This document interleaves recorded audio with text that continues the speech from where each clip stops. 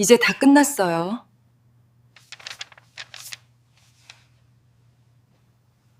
고인께서는 특별 조항을 남기셨습니다. 법무법인 회의실이었습니다. 변호사 박노영이 서류를 펼쳤어요. 정미령 여사를 비하한 발언 1건당 상속액에서 1천만 원씩 삭감한다. 아들 우석의 얼굴이 굳었습니다. 뭐라고요? 박 변호사가 태블릿을 켰습니다. 화면에 표가 떴어요. 10월 3일 정우석 씨. 어차피 요양병원 가시면 필요 없으실 거고요. 10월 4일 윤가연 씨. 국만 끓이던 사람 아니에요. 목소리가 차갑게 이어졌습니다. 총 47건의 비하 발언이 기록되었습니다. 삭감액은 4억 7천만 원입니다. 우석이 의자를 박차고 일어났어요. 이게 말이 됩니까? 박 변호사는 흔들림 없이 말했습니다. 결론적으로 정우석 씨의 상속 몫은 사실상 0입니다. 침묵이 흘렀습니다. 미령은 창가에 서서 등을 보이고 있었죠. 그들은 몰랐습니다. 그녀가 얼마나 오래 준비했는지를요. 오늘 이야기 시작하기 전에 구독과 좋아요를 눌러주세요. 그럼 이야기 시작하겠습니다. 부산 수영구의 낡은 주택가였습니다. 골목 끝 2층 집 대문에는 아직 흰 국화가 놓여 있었죠. 정한성 한성도시 대표이사의 영정사진이 떠나간 지 사흘째 되는 날이었습니다. 거실 소파에 정미령이 앉아 있었어요. 검은 상복 차림이었습니다. 69의 나이가 무색하게 허리는 곧았지만 눈가는 깊이 패여 있었죠. 그녀는 손등으로 눈물을 훔치지도 않았습니다. 그저 멍하니 창밖을 바라볼 뿐이었어요. 미령은 젊은 시절 산업 디자인 컨설턴트로 일했습니다. 브랜딩 감각이 뛰어났고 재무 분석에도 일가견이 있었죠. 그러나 결혼 후 남편 뒷바라지에 평생을 바쳤습니다. 한성도 씨가 중견 건설사로 성장하는 동안 그녀는 뒤에서 묵묵히 살림을 꾸렸어요. 사람들은 그녀를 내조만 한 사람이라고 불렀습니다. 2층에서 목소리가 들려왔습니다. 이 서랍장 괜찮은데요? 우리 집에 딱이겠어요. 며느리 윤가현의 목소리였죠. 뒤이어 아들 정우석이 말했습니다. 엄마 옷장은 우리가 가져가는 게 맞죠? 어차피 요양병원 가시면 필요 없으실 거고요. 미령은 고개를 들지 않았습니다. 그저 무릎 위에 놓인 손을 가만히 내려다볼 뿐이었어요. 친족들이 삼삼오오 모여 집안 곳곳을 훑고 있었습니다. 형형색색 포스트잇이 가구와 물건마다 붙기 시작했죠. 분홍색 포스트잇에는 우석이라고 적혀 있었고 노란색에는 막내 동생이라는 글씨가 보였습니다. 할머니, 이 찻잔 세트 진짜 예쁘다. 이거 우리 엄마 드리면 좋아하시겠어요. 손주가 천진하게 말했습니다. 가연이 웃으며 초록색 포스트잇을 붙였어요. 거실 한쪽에서 시동생들이 속삭였습니다. 형님 돌아가시고 병원비며 장례비며 얼마나 나갔겠어요. 옳게 혼자 여기서 뭘 하시겠어요. 요양병원이 답이죠. 요즘 시설 좋은 데 많잖아요. 목소리는 낮았지만 거실까지 또렷이 들렸습니다. 마치 스피커를 틀어놓은 것처럼요. 미령은 천천히 자리에서 일어났습니다. 계단을 올라 침실로 들어갔죠. 문을 닫고 책상 앞에 섰어요. 서랍을 열었습니다. 갈색 서류철이 있었습니다. 오래된 것이었지만 모서리가 반듯했어요. 그녀는 서류철을 꺼내 가슴에 품었습니다. 창밖으로 저녁 햇살이 스며들었습니다. 먼지가 빗속을 떠다녔죠. 집은 여전히 그녀의 숨결을 기억하고 있었어요. 미령은 서류철을 꼭 쥐고 작게 중얼거렸습니다. 이 집은 아직 내 호흡을 안다.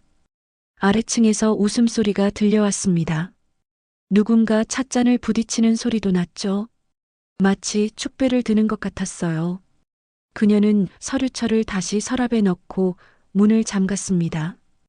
그리고 천천히 계단을 내려갔어요. 검은 옷자락이 바닥을 쓸었습니다. 장례가 끝나고 일주일이 지났습니다. 미령은 2층 안방 문 앞에 서 있었어요. 손잡이를 잡으려는데 며느리 가연이 계단을 올라왔습니다. 어머님, 잠깐만요. 가연은 환하게 웃으며 말했어요. 어머님 방은 제일 좋잖아요. 우리 아이들 친구들 오면 여기 쓰려고요. 게스트룸으로 바꾸면 딱일 것 같아서요. 미령은 대답하지 않았습니다. 가연이 다시 말했죠. 어머님은 1층 유틸리티룸 쓰시면 돼요. 거기 침대 하나 들어가요. 냄새 배니까 환기만 잘 시키시면 되고요. 유틸리티룸이요? 네, 창고 겸 세탁실이요. 어차피 곧 정리될 집이잖아요. 가연은 태연했습니다. 마치 당연한 일을 설명하듯 말했어요. 그녀는 안방 문을 활짝 열고 안으로 들어갔습니다. 커튼을 걷으며 밝게 말했죠. 여기 채광 진짜 좋다. 애들 좋아하겠어요. 미령은 한참 동안 그 자리에 서 있었습니다. 그러다 천천히 계단을 내려갔어요. 1층 끝 유틸리티룸 문을 열었습니다. 좁았어요. 세탁기와 선반이 벽을 차지하고 있었죠. 창문은 작았고 빛이 희미하게 들어왔습니다. 구석에 간이 침대를 놓을 공간이 겨우 있었어요. 그녀는 문을 닫고 거실로 나왔습니다. 아들 우석이 소파에 앉아 서류를 보고 있었어요. 이마에 땀이 배어 있었습니다. 미령은 그 모습을 지켜봤습니다. 우석의 손이 미세하게 떨리고 있었죠. 서류 한쪽에 대출 원금, 이자, 연체라는 글자가 보였어요. 아들은 재개발 사업에 무리하게 투자했습니다. 손실이 컸죠. 상속으로 그 구멍을 메우려 하고 있었어요. 미령은 모든 걸 알고 있었습니다. 우석이 고개를 들었습니다. 엄마, 변호사 선임하지 마세요. 가족끼리 조용히 정리하면 되잖아요. 미령은 대답 없이 현관을 나섰습니다. 골목 끝 공중전화 부스까지 걸었어요. 핸드폰은 집에 두고 왔습니다. 동전을 넣고 번호를 눌렀죠. 벨이 울렸습니다. 세 번째 신호음에 목소리가 들렸어요. 네, 박노영 변호사 사무실입니다. 변호사님, 저예요. 정미령이요. 아, 사모님. 그동안 고생 많으셨습니다. 미령은 잠시 침묵했습니다. 바람이 불어와 머리카락을 흩어놓았어요. 그녀는 조용히 말했습니다. 준비해 주세요. 알겠습니다. 말씀드린 대로 진행하겠습니다. 전화를 끊었습니다. 미령은 수화기를 내려놓고 부스 밖으로 나왔어요. 하늘은 회색이었습니다. 집으로 돌아가는 길이었습니다. 골목이 좁았어요. 담벼락에 그림자가 길게 드리웠죠. 현관문을 열고 들어섰습니다. 거실에는 아무도 없었어요. 2층에서 웃음소리가 들렸습니다. 미령은 유틸리티룸 문을 열었습니다. 어둠 속으로 들어가 문을 닫았어요. 세탁기 위에 손을 얹고 섰습니다. 창밖으로 저녁이 내려앉고 있었습니다. 좁은 창문 너머로 골목길이 보였죠. 그녀는 눈을 감았습니다. 깊이 숨을 들이마셨어요. 세제 냄새가 희미하게 풍겼습니다. 얼굴에는 아무런 표정이 없었습니다. 그저 고요했어요. 하지만 눈가가 미세하게 떨리고 있었죠. 거실에 가족들이 모였습니다. 이틀 전 법무법인에서 받아온 상속 자료가 테이블 위에 펼쳐져 있었어요. 우석이 노트북을 열고 엑셀 시트를 띄웠습니다. 자, 정리해 볼게요. 한성도시 주식이 35억, 강남 토지가 12억, 양양 별장이 8억 정도 되네요. 가연이 옆에서 고개를 끄덕였습니다. 생각보다 많네요. 이 정도면 우리 빚 정리하고도 남겠어요. 우석의 동생 정우진이 웃으며 말했어요. 형님, 양양 별장은 우리 애들이 여름에 쓰면 안 될까요? 거기 바다뷰 진짜 좋잖아요. 당연하죠. 가족끼리 돌아가며 쓰면 되죠. 가연이 핸드폰을 꺼내 사진을 보여줬습니다. 근데 이 부산 집이요. 리모델링하면 괜찮을 것 같아요. 1층 확장해서 와인룸 만들고 정원도 손보면 멋질 것 같거든요. 와인룸이요? 좋네요. 얼마나 들까요? 한 5천 정도면 될 거예요. 손주 정서준이 거실을 돌아다니며 물건들을 구경했습니다. 13살 아이였죠. 할아버지 시계 진짜 비싸 보인다. 이거 놔주면 안 돼요? 가연이 웃으며 말했습니다. 그래, 나중에 넣어줄게. 저 피아노도 괜찮은데. 중고로 팔면 얼마 받을까요? 1,000만 원은 나올 거예요.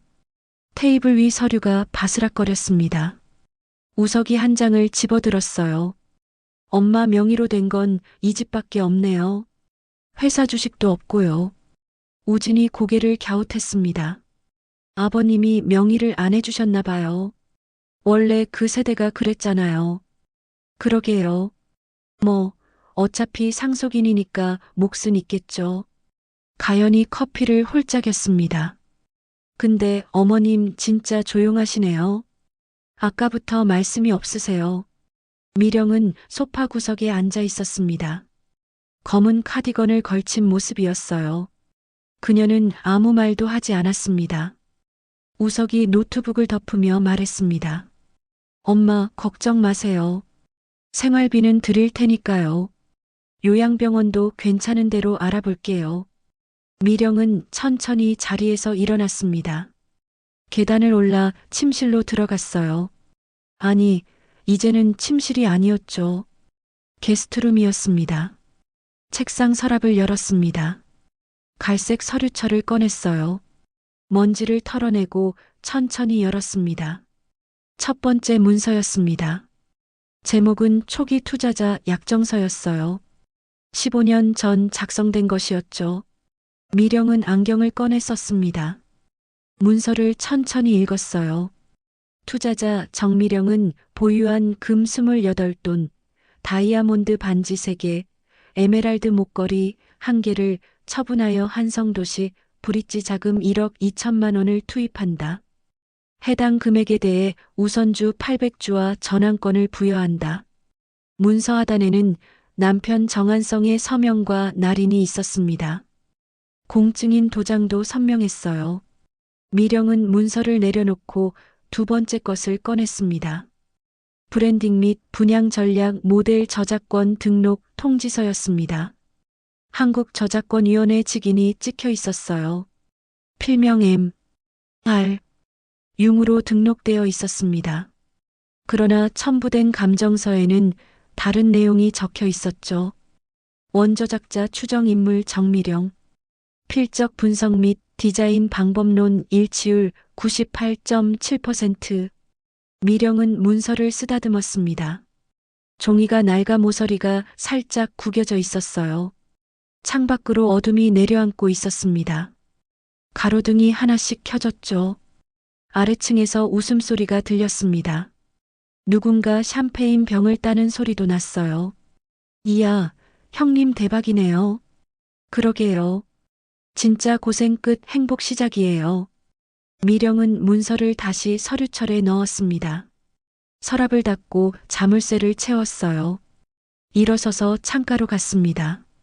골목이 보였죠. 가로수가 바람에 흔들리고 있었습니다. 그녀는 유리창에 이마를 대고 섰습니다. 차가웠어요. 한참을 그렇게 서 있었습니다. 집은 점점 더 시끄러워졌죠. 건배 소리가 천장을 타고 올라왔습니다. 미령은 눈을 감았습니다. 깊이 숨을 들이마셨어요. 방문 손잡이가 돌아가는 소리가 났습니다. 가연이 문을 열고 들어왔어요. 어머님, 여기 계셨네요. 저희 짐 좀 치워주셔야 할 것 같아요. 내일 이사 짐 들어오거든요. 미령은 돌아보지 않았습니다. 그저 창밖을 바라볼 뿐이었죠. 가연은 잠시 기다리다 문을 닫고 나갔습니다. 방 안이 고요해졌습니다. 어둠만 남았어요. 미령은 창가에 선 채로 움직이지 않았습니다. 그림자처럼 서 있었죠. 밤이 깊어갔습니다. 다음 날 아침이었습니다. 거실에 친족들이 다시 모였어요. 우석의 고모와 삼촌들이었죠. 고모가 소파에 앉아 차를 마셨습니다. 올케 평생 뭐 한 게 있나요? 국만 끓이던 사람 아니에요. 삼촌이 고개를 끄덕이며 맞장구 쳤어요. 그러게요. 오빠가 고생해서 회사 키운 거지. 올케는 그냥 집에 있었잖아요. 가연이 주방에서 나오며 말했습니다. 어머님 나이도 있으시고 이 집 냄새도 밴 것 같아요. 요양병원 가시는 게 서로 편할 거예요. 미령은 복도 끝에 서서 듣고 있었습니다. 표정은 변하지 않았어요. 그저 가만히 서 있을 뿐이었죠. 거실로 걸어 나왔습니다. 벽에 붙은 포스트잇들이 눈에 들어왔어요.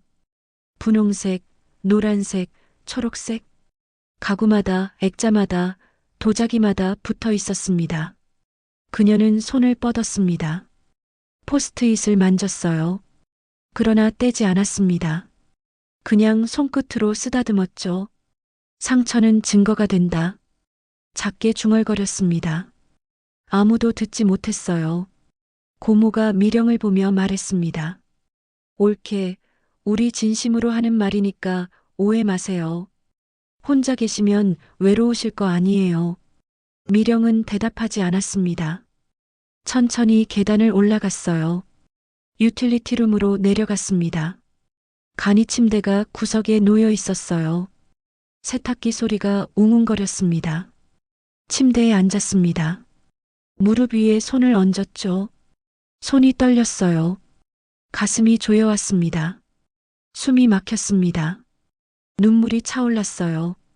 그녀는 두 손으로 얼굴을 감췄습니다. 어깨가 떨렸죠. 소리 없이 울었습니다. 한참을 그렇게 있었습니다. 눈물이 손가락 사이로 흘러내렸어요. 밤이 되었습니다. 집은 조용해졌어요. 가족들은 각자 방으로 들어갔습니다. 미령은 유틸리티룸 침대에 누워 있었습니다. 천장을 바라봤어요. 작은 전구가 희미하게 빛났습니다. 일어나 앉았습니다. 서랍을 열었어요. 갈색 서류철을 꺼냈습니다. 서류철 밑에 뭔가 있었습니다. 작은 USB였어요. 그리고 오래된 녹취기. 미령은 녹취기를 집어들었습니다. 먼지를 털어냈죠. 재생 버튼을 눌렀습니다. 잡음이 흘러나왔습니다. 그러다 남편 정한성의 목소리가 들렸어요. 미령아. 목소리가 떨리고 있었습니다. 숨소리도 거칠었죠. 내가 이제 얼마 못 갈 것 같아. 병원에서 말은 안 했는데 알아. 심장이 안 좋거든. 미령은 녹취기를 꽉 쥐었습니다. 당신한테 미안해. 평생 고생만 시켰어. 그때 당신이 금 팔아서 회사 살렸잖아. 당신 안목 아니었으면 우린 없었어. 목소리가 끊겼습니다.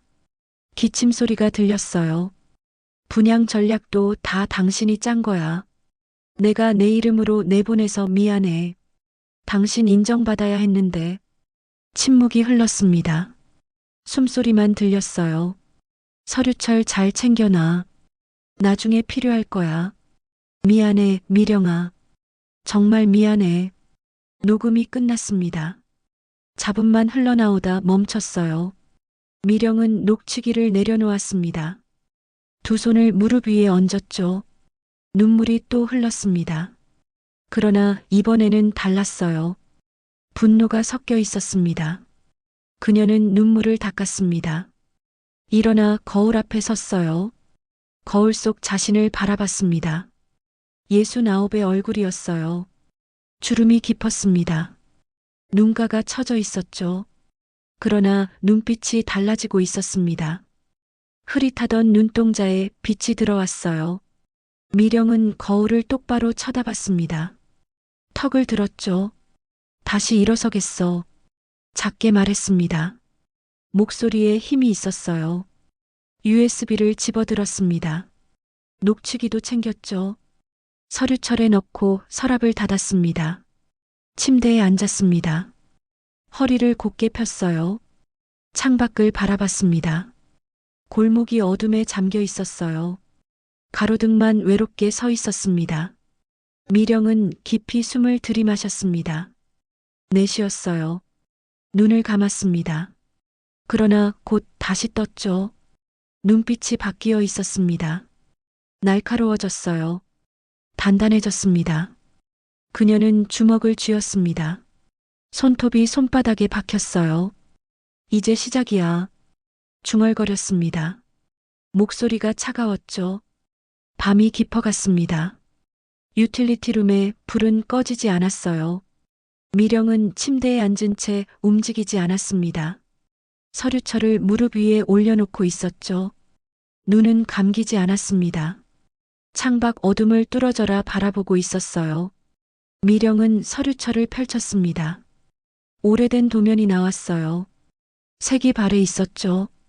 15년 전이었습니다. 한성도시가 무너지던 해였어요. 분양률이 20%에 멈춰 있었습니다. 은행 대출 이자가 밀렸죠. 직원 월급도 2달째 지연되고 있었습니다. 그때 미령은 거실 탁자에 앉아 있었습니다. 노트북과 계산기, 색연필이 펼쳐져 있었어요. 밤새 작업했습니다. 분양가 구조를 다시 짰죠. 동선을 재분석했습니다. 채권 상환 스케줄을 접목시켰어요. 새벽 5시였습니다.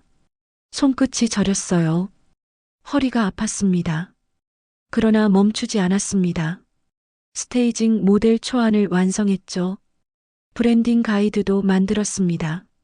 색상 코드, 간판 규격, 사인 시스템까지 정리했어요. 남편 한성이 아침에 일어나 그것을 봤습니다. 당신이 이걸 다 만들었어? 미령은 고개를 끄덕였습니다. 한성이 서류를 집어들었어요. 한참을 들여다봤습니다. 이건 내 머리야. 진짜 내 머리라고. 그는 감탄했습니다. 그러나 곧 얼굴이 어두워졌죠. 근데 이사회를 설득하려면 당신 이름으로는 안 돼. 알잖아. 그 사람들 생각이 어떤지. 미령은 침묵했습니다. 내 이름으로 내도 될까? 미령은 천천히 고개를 끄덕였어요. 괜찮아요. 회사만 살면 돼요. 한성이 그녀의 손을 잡았습니다. 미안해. 정말 미안해. 미령은 웃었습니다. 괜찮다는 듯이요. 그 전략은 성공했습니다. 미분양이 완판으로 바뀌었어요. 한성도 씨는 다시 일어났죠. 이사회에서 한성은 칭찬받았습니다. 정 대표의 안목이 회사를 살렸다고 말했어요. 미령은 집에서 그 소식을 들었습니다. TV 뉴스로요. 그녀는 미소 지었습니다. 남편이 행복해 보였거든요. 침묵을 사랑이라 믿었습니다. 희생을 당연하게 여겼죠. 현재로 돌아왔습니다. 미령은 도면을 내려놓았습니다. 손이 떨렸어요. 가슴이 아팠습니다. 숨이 막혔죠. 침대에서 일어나 바닥에 주저앉았습니다. 무릎을 끌어안았어요. 사랑이었을까? 작게 중얼거렸습니다. 눈물이 떨어졌습니다. 바닥에 젖은 자국이 생겼어요. 한참을 그렇게 앉아 있었습니다. 그러다 고개를 들었습니다.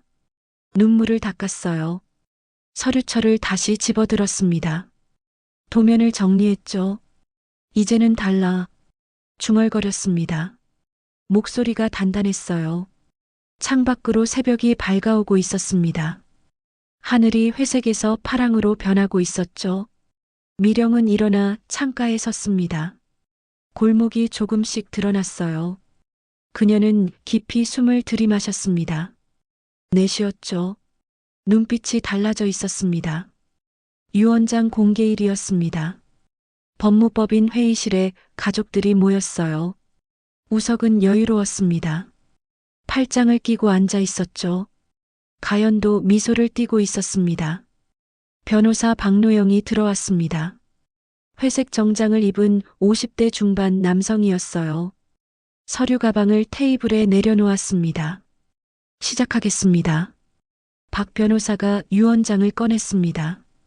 봉투를 뜯었어요. 서류를 펼쳤죠. 먼저 기본 상속 내역입니다.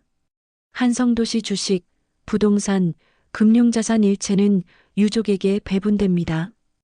우석이 고개를 끄덕였습니다. 박 변호사가 다른 서류를 꺼냈어요. 그런데 추가 조항이 있습니다.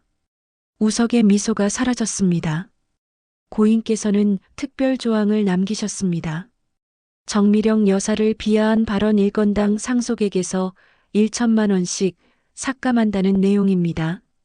뭐라고요? 우석이 자리에서 일어났습니다. 박 변호사는 태블릿을 켰습니다. 화면을 테이블에 띄웠어요. 가정 내 보안 녹화 및 녹취 기록입니다. 날짜와 화자가 모두 식별되어 있습니다. 화면에 표가 나타났습니다. 날짜, 시간, 발언자, 발언 내용이 정리되어 있었어요. 2025년 10월 3일 오후 2시 17분. 정우석 씨 발언 어차피 요양병원 가시면 필요 없으실 거고요. 우석의 얼굴이 굳었습니다. 10월 4일 오전 10시 32분. 윤가현 씨 발언 국만 끓이던 사람 아니에요. 가연이 입술을 깨물었습니다. 10월 5일 오후 3시 45분. 정우석 씨 발언 엄마 명의로 된 건 이 집밖에 없네요. 박 변호사가 화면을 넘겼습니다. 발언 목록이 계속 이어졌어요. 총 47건의 비하 발언이 기록되었습니다. 삭감액은 4억 7천만 원입니다. 우석이 주먹으로 테이블을 쳤습니다. 이게 말이 됩니까? 박 변호사는 침착했습니다. 고인의 유언이며 공증을 거친 법적 효력이 있습니다. 그가 두 번째 봉투를 꺼냈습니다. 그리고 이것이 있습니다. 봉투를 열었어요. 서류를 테이블에 펼쳤죠. 한성도시의 핵심 사업 모델인 스테이징 모델의 원저작자 감정 결과입니다. 화면에 감정서가 떠올랐습니다. 원저작자 정미령. 필적 분석 및 디자인 방법론 일치율 98.7%. 우석의 입이 벌어졌습니다. 박 변호사가 다른 서류를 들어 올렸어요. 고인께서는 생전에 공증으로 원저작권 및 수익권을 정미령 여사께 귀속시키는 서한을 작성하셨습니다. 해당 모델의 라이선스 수익일체가 여사님께 귀속됩니다. 그럴 리가. 우석의 목소리가 떨렸습니다. 박 변호사가 마지막 서류를 펼쳤어요. 결론적으로 정우석 씨의 상속 몫은 발언 삭감으로 사실상 0에 수렴합니다. 회사 지분, 부동산, 지적재산권은 정미령 여사께 일괄 이전됩니다. 침묵이 흘렀습니다. 우석은 의자에 주저앉았습니다. 얼굴이 새하얗게 질렸어요. 손이 떨렸죠. 가연은 눈을 감았습니다. 고개를 떨구었어요. 미령은 창가에 서 있었습니다. 등을 보이고 있었죠. 움직이지 않았습니다. 박 변호사가 서류를 정리했습니다. 이상입니다. 회의실이 고요했습니다. 시계 소리만 째깍거렸어요. 우석이 미령을 바라봤습니다. 그러나 그녀는 돌아보지 않았죠. 창밖으로 햇살이 쏟아지고 있었습니다. 미령의 어깨가 미세하게 떨렸습니다. 그러나 곧 멈췄어요.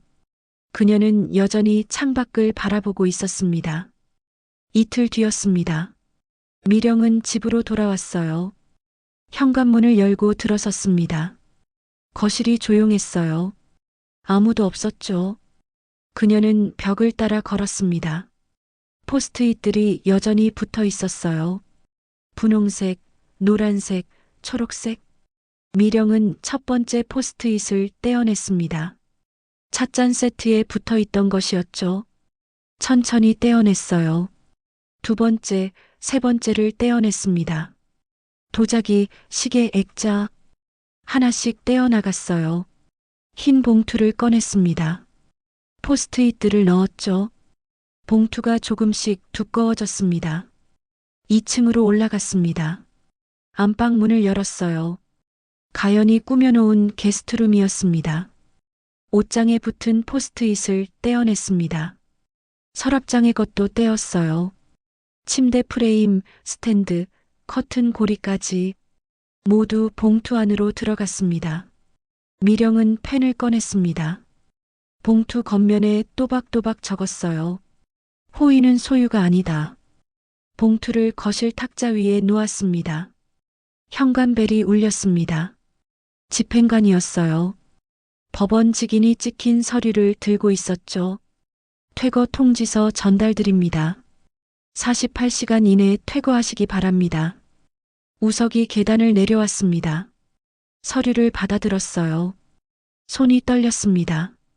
48시간이요? 이게 무슨... 집행관은 담담했습니다. 법원 결정입니다. 기한 내 퇴거하지 않으시면 강제 집행됩니다. 집행관이 나갔습니다. 문이 닫혔어요. 우석은 서류를 쥔 채 서 있었습니다. 가연이 내려왔죠. 두 사람 모두 얼굴이 창백했습니다.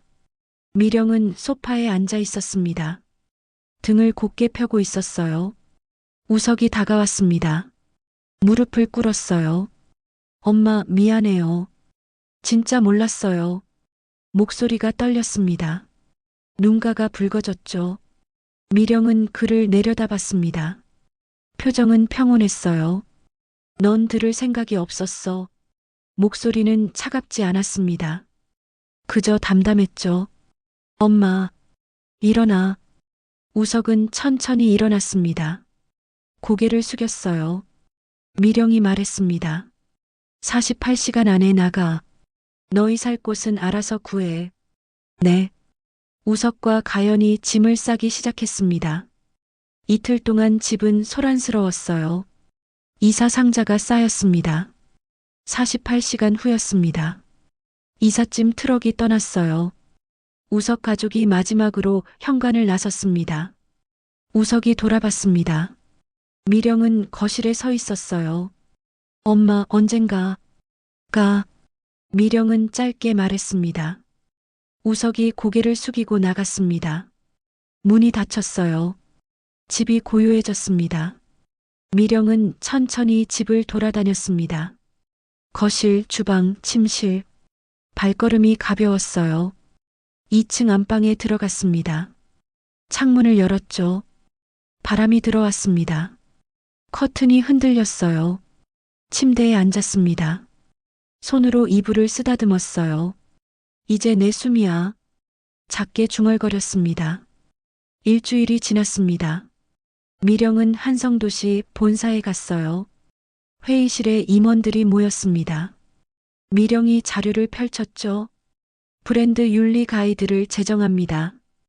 그리고 임대차 약자 보호기금을 신설하겠습니다. 임원 한 명이 물었습니다. 재원은 어떻게 마련하시겠습니까? 제 지분 일부를 신탁에 묻겠습니다. 그 배당금으로 기금을 운영하죠. 사모님께서 직접요? 네. 이건 제가 해야 할 일입니다. 임원들이 고개를 끄덕였습니다. 회의가 끝났습니다. 미령은 회의실을 나왔어요. 복도 창문 앞에 섰습니다. 부산 바다가 보였어요. 햇살이 물결 위에서 반짝였습니다. 그녀는 깊이 숨을 들이마셨습니다. 내쉬었죠. 입가에 미소가 번졌습니다. 작았지만 확실했어요. 바람이 불어왔습니다. 머리카락이 흩날렸죠. 미령은 하늘을 올려다봤습니다. 구름 한 점 없이 맑았어요. 이제 시작이야. 중얼거렸습니다. 목소리에 힘이 있었죠. 그녀는 복도를 따라 걸어갔습니다. 걸음이 당당했어요. 허리가 곧았습니다. 햇살이 그녀를 따라왔습니다. 몇 달이 흘렀습니다. 통영이었어요. 바다가 보이는 작은 펜트하우스였습니다. 2층짜리 건물의 옥상층이었죠. 미령은 현관 앞에 서 있었습니다. 손에 나무 표지판을 들고 있었어요. 고목 한 조각으로 만든 것이었습니다. 남편과 함께 심었던 나무였어요. 오래전에 말라 죽었던 나무였죠. 그 한 조각을 가져왔습니다. 표지판에는 글씨가 새겨져 있었습니다. 이 집은 보이지 않던 손이 지켰다. 미령은 표지판을 벽에 걸었습니다. 못을 박았어요. 망치 소리가 울렸습니다. 한 발짝 물러서서 바라봤습니다. 표지판이 햇살을 받아 빛났어요. 그녀는 고개를 끄덕였습니다. 거실로 들어갔습니다. 창문이 넓었어요. 통영 바다가 한눈에 들어왔습니다. 파도가 부서지고 있었죠. 책상 위에 서류가 놓여 있었습니다. 재단 설립 서류였어요. 재단법인 지워진 손들의 기록. 미령은 서류를 펼쳤습니다. 사업 계획서를 읽었어요. 무명 기여자들을 위한 재단이었습니다. 배우자, 시니어, 현장 여성 노동자들이었죠. 이름 없이 일했던 사람들. 재단은 그들의 저작권과 기여를 등록해주는 일을 했습니다. 상속 상담도 제공했어요. 지식재산 보호도 지원했죠. 미령은 펜을 들었습니다. 서류 마지막 장에 서명했어요. 또박또박 이름을 적었습니다. 정미령. 서명을 마치고 펜을 내려놓았습니다. 창밖을 바라봤어요. 바다가 잔잔했습니다. 갈매기가 날고 있었죠. 문득 눈가가 뜨거워졌습니다. 눈물이 차올랐어요. 지난 시간들이 떠올랐습니다. 침묵했던 날들, 참았던 순간들, 지워졌던 기록들. 눈물이 볼을 타고 흘렀습니다. 미령은 닦지 않았어요. 그냥 흐르게 두었습니다. 한참을 그렇게 서 있었습니다. 그러다 깊이 숨을 들이마셨습니다. 내쉬었어요. 눈물을 닦았습니다. 입가에 미소가 번졌죠. 발코니로 나갔습니다. 바람이 불어왔어요. 머리카락이 흩날렸습니다. 바다를 바라보며 조용히 말했습니다. 조용했던 시간은 지워진 시간이 아니었어. 목소리가 바람에 실렸습니다. 기록할 힘을 모으던 시간이었어. 파도 소리가 들렸습니다. 규칙적이었어요. 부드러웠습니다. 미령은 난간에 손을 얹었습니다. 하늘을 올려다봤어요. 구름이 천천히 흘러가고 있었습니다. 이제는 다른 사람들의 손도 보이게 할 거야. 중얼거렸습니다. 핸드폰이 울렸습니다. 재단 직원에게서 온 메시지였어요.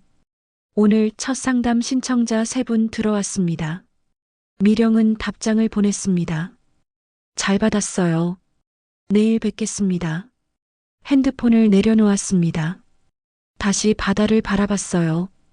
해가 서쪽으로 기울고 있었습니다. 노을이 지기 시작했죠. 하늘이 주황빛으로 물들었습니다. 바다도 함께 물들었어요. 미령은 의자를 꺼내 앉았습니다. 차를 한 잔 따랐죠. 김이 올라왔습니다. 천천히 차를 마셨습니다. 따뜻했어요. 바람이 불었습니다. 부드러웠습니다. 미령은 눈을 감았습니다. 바람을 느꼈어요. 파도 소리를 들었습니다. 입가에 미소가 깊어졌습니다. 그녀는 눈을 떴습니다. 노을을 바라봤어요. 이제 시작이야. 작게 말했습니다. 바다가 황금빛으로 반짝이고 있었습니다. 파도가 끊임없이 밀려왔다 물러갔어요. 미령은 그 모습을 지켜봤습니다.